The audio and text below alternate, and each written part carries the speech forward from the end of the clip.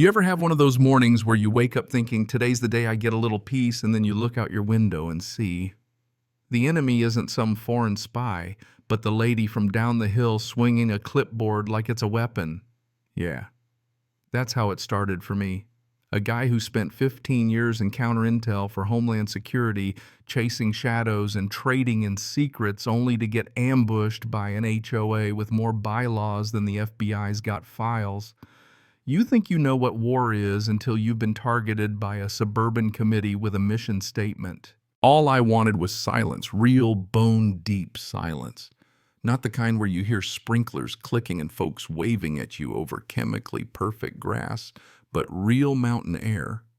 A place where the only thing scheduled is the wind through the pines. That's why I put everything I had into a patch of land a mile outside Aspen Crest. What they call a model mountain community. But let's be real, it's a prison with twinkle lights. Their rules were thicker than a government surveillance manual, but my lot, my cabin, it was grandfathered out, totally independent, not a single clause they could touch. I double-checked, triple-checked. Topo maps, title history, county surveys. Hell, I even dug up the original subdivision plat to make sure nobody could pop up one day and order me to paint my mailbox beige. The cabin wasn't fancy, weathered cedar, leaky roof, more spiders than sense, but it was mine. I put up new fencing, rigged my own security system, rebuilt the place with my own 2 hands and enough bourbon to fuel a small Irish festival. The first months were everything I'd hoped. No neighbor potlucks, no friendly notes about my shrubs, just snow stars and a steady heartbeat of peace. Until the letter arrived. Heavy envelope gold-stamped HOA logo looked like it came from the Vatican, not a committee with a taste for beige. The invitation inside dripped with that syrupy, passive-aggressive venom only HOAs can pull off. We welcome the opportunity to include your property in our shared vision of harmony and responsibility. Harmony, my ass. I torched it in the wood stove without a second thought. A week later, another envelope, this one bigger. Inside a 15-page integration proposal listing all the upgrades I'd be required to make paint. My cabin earth tones swapped my security fence for a picket fence. A golden retriever could get rid of my satellite dish for being visual pollution. I didn't burn this one. I scanned every page, sent it to my lawyer, and mailed back a formal, hell no certified. I am not and have never been a member of Aspen Crest HOA. My property lies outside your jurisdiction. Any further attempt to enforce your guidelines will be treated as harassment. Don't contact me again. Don't step on my land. You are not welcome. I CC'd the county assessor and attached my property map for good measure. Silence followed. Not peace. Just a different kind of noise. Cameras popped up on the power pole by my gate, the type you don't buy at Home Depot. A black SUV started showing up every afternoon, engine running new plates each time. Dog walkers who didn't own dogs, joggers without sweat, kids with their phones out, pretending not to see the private property signs. They crept to the line, sometimes over, always recording. I started logging everything, plates, faces, times, old habits. Then at 5:30 in the morning, I got the kind of wake-up call. You don't forget. Doorbell hammering long and insistent. I grabbed the Glock, checked the cameras. 2 people on my porch, navy jackets with the HOA logo like they were the damn Secret Service. Clipboard camera rig pointed right at my door, both middle-aged, both looking like they'd stepped out of a casting call for suburban Gestapo. I opened the door, screen locked, and said, "You're trespassing." 10 seconds to explain before you're on a police report. Clipboard guy leans in. "Sir, we're here to conduct a compliance inspection." I cut him off. "You're not in charge here. You've got no authority. There's no such act." Camera guy smirks, dials 911 right in front of me and tells dispatch, "We believe the resident is hostile, possibly armed," like I'm some kind of criminal. That's when my switch flipped. I went full operational mode, body cam on every feed, live to the cloud audio recorder on my collar. I waited on the porch, hands visible. The HOA clowns put on a show of being threatened. Cops rolled up one I knew Lasky solid guy. I explained. The HOA reps launched into a word salad about expansion guidelines. Lasky cut them off. Do you have a warrant? No. Do you have legal jurisdiction? No. I showed my maps, GPS overlay, all the paperwork. Lasky looked at them and said, You're trespassing. No warrant, no jurisdiction. You're lucky he didn't press charges. The HOA reps huffed and puffed, but when I said, Tell Karen Drake I said hi, they froze. They left fast after that. After the cops left, I showed them the mail, the footage, even the audio from the fake 911 call. This is gonna bite them, Lasky said. I'm counting on it. But I couldn't shake the feeling that this was just the first act. I spent the night watching my perimeter feeds, not paranoid, just trained. The next day I called Dale, my lawyer, ex-military property rights specialist, meaner than a snake with a toothache. I said, pull my full title history, see if anything's been added to the land record. He called back with a bombshell, a brand new community alignment agreement claiming I'd voluntarily joined the HOA. My signature, except it wasn't.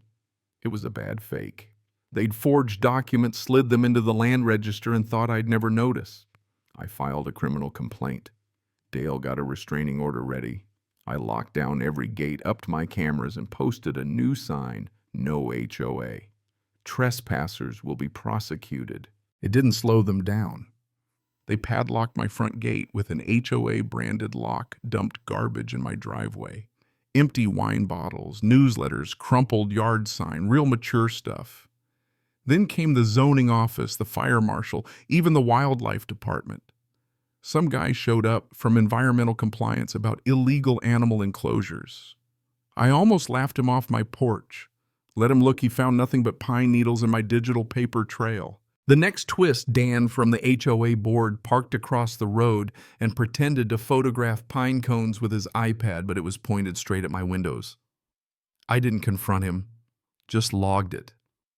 I was building my own case, one careful piece at a time. And then out of nowhere, Dale sent me a link. YouTube, a community expose video, soft piano drone shots, Karen Drake in a red blazer talking about the threat behind the fence line. 5 minutes of pure slander. Called me a former government operative rejecting community standards. Showed satellite footage of my house. Made me out as some doomsday prepper with a bunker. The comments were a circus, red flag, sounds dangerous, all because I wanted a little quiet. Dale said, we could sue for defamation, but that just feeds their narrative. I said, I don't need a lawsuit. I need sunlight. So I made my own video, no drones, just me and the facts forged, documents, surveillance footage, illegal inspection padlocks, the 911 call. I ended it with, I've dealt with drug cartels that were more subtle. My video took off. People messaged me from everywhere. Other homeowners, folks who'd been burned by HOAs, people sharing their own stories, and even legal resources. Karen's video got pulled, but I knew she was gearing up for another move. Her next shot, a legacy park built half on my land, complete with a ribbon-cutting kids' flags and a sign honoring veterans. She filed a permit with the property line redrawn 15 feet into my land. I called Dale. He said they're trying to force recognition, get it grandfathered in as public use. I documented everything, footage, maps, timestamps. Filed for a temporary injunction, fraudulent annexation, misappropriation, the works. Then uploaded another video.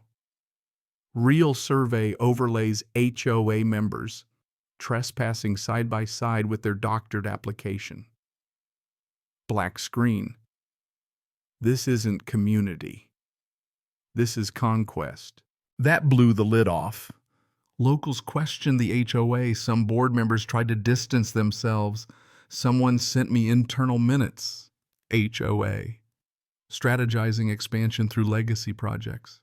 The county sent surveyors, ruled in my favor, ordered the park shut down, the sign, pulled the bench, removed. The little tree I left, it wasn't the tree's fault. Karen wasn't finished. A petition started to preserve our park, protect our values. One man's paranoia shouldn't erase a community's hopes. That's when I realized I was done reacting. Time to go on offense. Dale and I subpoenaed the HOA's finances. Turns out their books were a dumpster fire money funneled into shelf funds payments to consultants that led straight to Karen Drake. Fraud pure and simple. I brought in Jack, an old IRS friend, who confirmed it tax fraud embezzlement filing as a nonprofit, but enriching the board. We reported it to the IRS and the state HOA regulatory board. The next day, Karen held a town hall about threats to stability and misinformation, called in some hotshot lawyer from Denver to spew nonsense about community cohesion overrides. I realized then Karen wasn't just power-hungry, she was a true believer convincing others. But the dogs were closing in. Jack emailed IRS investigation open state board demanding all financials. And then the real knock. Sheriff's deputy man in a suit search warrant for the HOA office based on my evidence. I watched Karen Drake march out in her red blazer, try to talk her way out, get shown the warrant, and crack like ice. Officers brought out stacks of documents, boxes full of pre-filled HOA membership forms not signed, just ready for anyone who wouldn't play ball. The cherry on top. One of the inspectors who'd called 911 on me got caught on camera being trained by Karen to assert entry confidently, betting homeowners would just cave.